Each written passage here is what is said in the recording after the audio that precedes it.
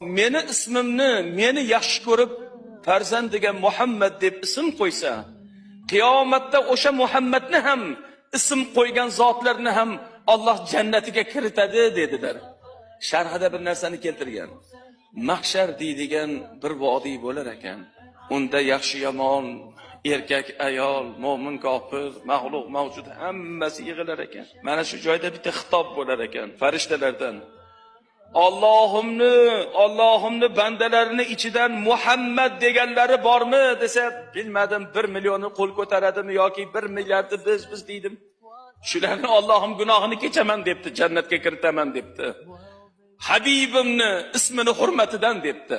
Ikkinchi keltirilgan hadisda kimni ayoli homilador bo'lsa desa agar shu tug'ilajak farzandni ismini Muhammad deb qo'yaman desa, shu bola o'g'lon farzand bo'ladi dedilar.